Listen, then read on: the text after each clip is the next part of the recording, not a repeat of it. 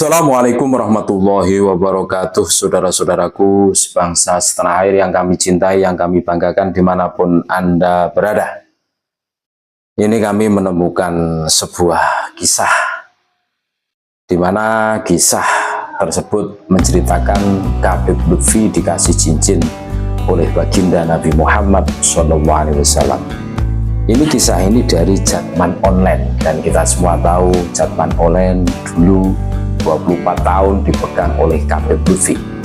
Dan bukan Jatman Online saja kisah ini, kami juga mendapatinya di buku yang dikarang tangan kanannya Habib Lutfi, yakni Mukhtar Ahmad Asy-Syikhab.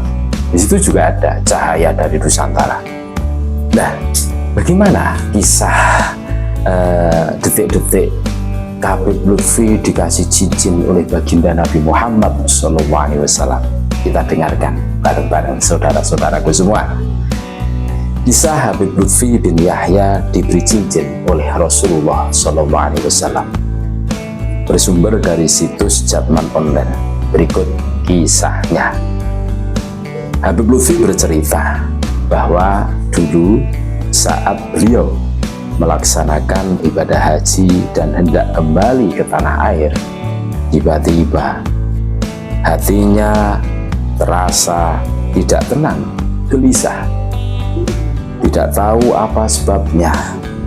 Padahal posisi Habib Lutfi saat itu sudah mau pulang dan telah memperoleh jatah kursi pesawat yang khusus untuk kembali lebih awal ke tanah air.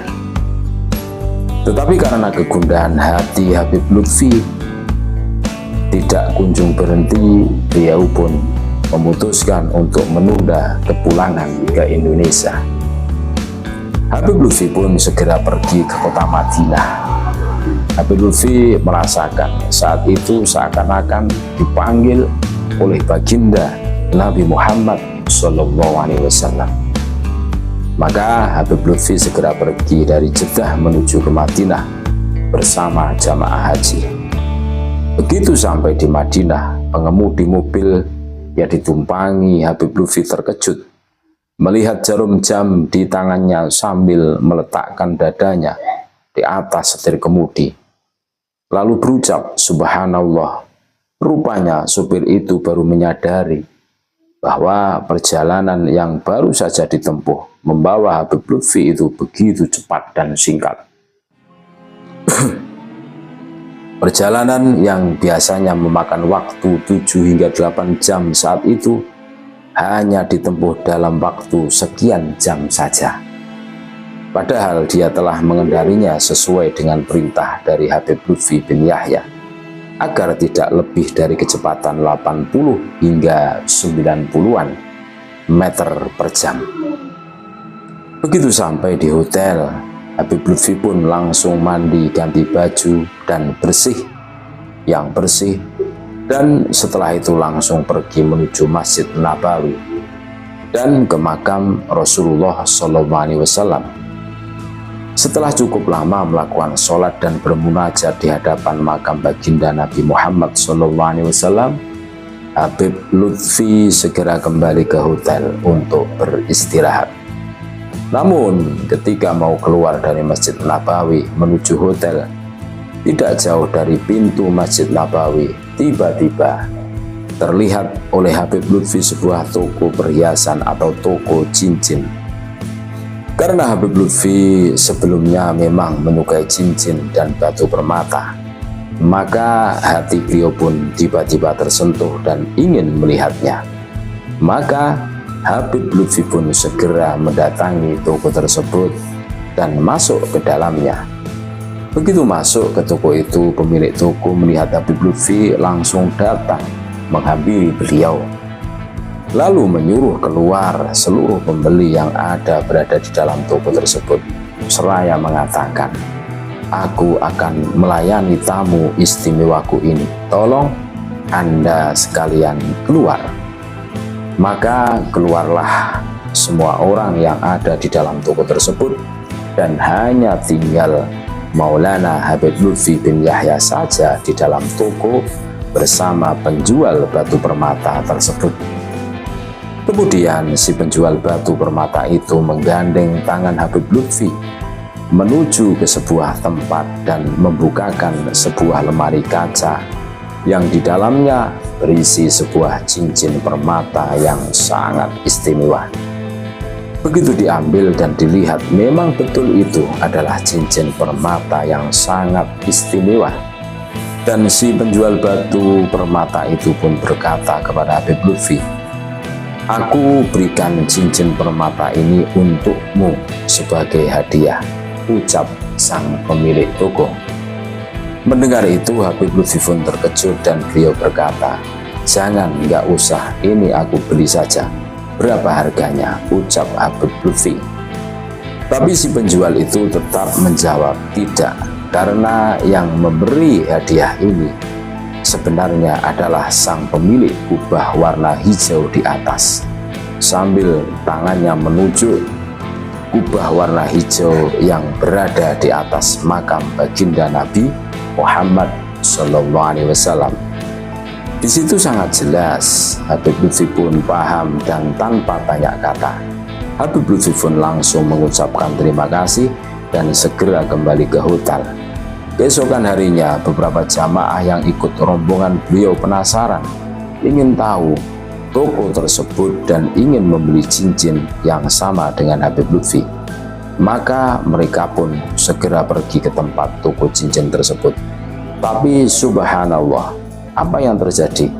Mereka sudah mencarinya ke sana kemari, tetapi toko tersebut sama sekali tidak ada. Dan ternyata toko perhiasan yang semalam didatangi oleh Habib Lutfi sekarang telah berubah menjadi toko pakaian keesokan harinya. Habib Lutfi bin Yahya juga menyempatkan untuk singgah ke rumah Abuya Sayyid Muhammad Alwi Al-Maliki dan ditanya, "Mana cincin permata yang kamu peroleh kemarin dari baginda Nabi?" tanya Abuya Sayyid.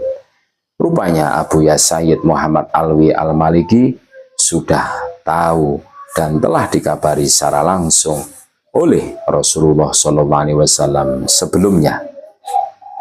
Begitu cincin tersebut dikeluarkan oleh Habib Lutfi dan beliau serahkan kepada Abuya Sayyid Muhammad Alwi Al-Maliki, maka cincin itu pun langsung dicium oleh Abuya dan beliau letakkan di kedua mata dan tubuh beliau. Hingga sekarang, kata Habib Lutfi bin Yahya, cincin permata tersebut masih ada dan masih beliau simpan. Nah, itulah tadi kisah tentang Habib Lutfi bin Yahya yang diberi cincin langsung oleh Rasulullah SAW. Berikut ini adalah dalil bahayanya berdusta dengan mengatasnamakan Nabi Muhammad SAW. Dari Al-Mughirah, ia mendengar Rasulullah SAW bersabda, "Inna kadhiban alayya laisa kakadhibin ala ahadin. Man kadzdzaba alayya muta'ammidan falyatabawa maq'adahu minan nar." Sesungguhnya berdusta atas namaku tidaklah sama dengan berdusta pada selainku. Barang siapa yang berdusta atas namaku secara sengaja, maka hendaklah dia menempati tempat duduk di neraka. Ngeri kan? Hadis riwayat Imam Bukhari dan Imam Muslim. Jadi ngeri. Dalam hadis yang sahih, Nabi Muhammad SAW juga bersabda, "Faman kadzdzaba alayya bana lahu baitang fi jahannam." Barang siapa berdusta atas namaku, maka faman kadzdzaba alayya bunyalahu baitang fi jahannam. Barang siapa berdusta atas namaku, baginda Nabi, maka akan dibangunkan baginya rumah di neraka jahanam. Hadis riwayat Imam Tobroni. Sedang Imam Az-Zahabi juga membawakan hadis Nabi SAW bersabda, "Siapa yang berkata atas namaku padahal aku sendiri tidak mengatakannya, maka hendaklah ia mengambil tempat duduknya di neraka." Dalam hadis lainnya disebutkan pula, yudba'ul mu'minu 'alal khilali kulluha illal khiyanata wal kadhiba. Seorang mukmin memiliki tabiat yang baik kecuali khianat dan dusta. Hadis riwayat Imam Ahmad. Dari Ali, Nabi Shallallahu Alaihi Wasallam bersabda, "Man rawa anni hadisan wa huwa yaro annahu kadziban, fahuwa ahadul kadzibin." Siapa yang meriwayatkan dariku sesuatu hadis yang ia menduga bahwa itu dusta, maka dia adalah salah seorang dari dua pendusta karena meriwayatkannya. Hadis riwayat Imam Muslim. Jadi jelas kisah yang mengatakan bahwa Khabib Lutfi mendapatkan cincin dari baginda Nabi ini sungguh menyedihkan, sungguh betul-betul mengerikan. Kalau ini dusta, maka fal yatabawa maq'adahu minan nar. Ngeri kan? Jadi hadis yang dibuatkan oleh Imam Bukhari dan Muslim ini. Jadi ini sebagai pembelajaran untuk kita semua. Jangan macam-macam mengatasnamakan Nabi. Jangan macam-macam. Konsekuensinya besar, saudara-saudaraku semua. Mudah-mudahan ini bisa menyadarkan kita semua bahwa selama ini orang yang kita anggap wali, kita anggap orang mulia, ternyata yaitu tidak segan-segannya menjual kebesaran nama baginda Nabi Muhammad Shallallahu Alaihi Wasallam. Tentunya untuk misi menaikkan grade derajatnya agar supaya lebih terhormat, lebih ampuh, pokoknya lebih segala-galanya. Naudzubillah min dzalik.